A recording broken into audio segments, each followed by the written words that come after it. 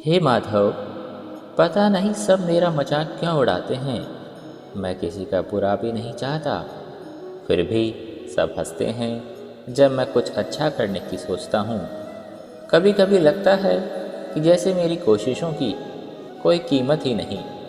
दिल टूट जाता है और जब अपने ही लोग मुझे हल्के में ले लेते हैं। बताइए ना प्रभु, क्या मैं सच में इतना कमज़ोर हूँ या बस दुनिया की नज़रें ही मुझे समझ नहीं पाई। हे पार्थ, क्यों व्यथित हो तुम? क्यों दूसरों की हंसी तुम्हारे मन को इतना व्यथित कर देती है? क्या तुम यह भूल गए कि जिस दिन मैंने तुम्हें रचा था उस दिन तुम्हें अद्वितीय बना दिया था। तुम किसी की नकल नहीं हो, तुम मेरे प्रेम की सबसे अनोखी रचना हो।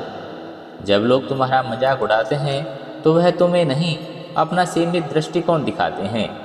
वे तुम्हारे भीतर की उस ज्योति को नहीं देख पाते जो मैंने देखी है।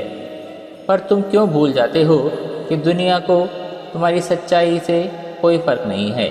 याद रखो, जो स्वयं अधूरे हैं वही दूसरों पर हंसते हैं। पूर्ण व्यक्ति कभी किसी का उपहास नहीं करता। वह समझता है कि जब कोई तुम्हारे सपनों को छोटा बताकर हंसे तो मुस्कुरा देना और मन ही मन कहना, धन्यवाद, तुमने मुझे और मजबूत बना दिया। क्योंकि तुम्हारी चुप्पी ही तुम्हारी सबसे बड़ी शक्ति है। दुनिया तब तक हंसती है जब तक परिणाम नहीं आता, पर जब तुम्हारी सफलता चमकेगी तब वही हंसने वाले लोग ताली बजाएंगे और कहेंगे, हम तो जानते थे यह कुछ बड़ा करेगा। यही संसार की रीति है, इसे दिल पर मत लो। हे पार्थ, याद रखो, मंजिल ऊंची है, उनकी राहों में पत्थर ज़रूर पड़ते हैं, पर वही पत्थर तुम्हारी पहचान बनाते हैं। तुम गिरो पर रुको मत, क्योंकि हर ठोकर तुम्हें लक्ष्य के और करीब ले जाती है।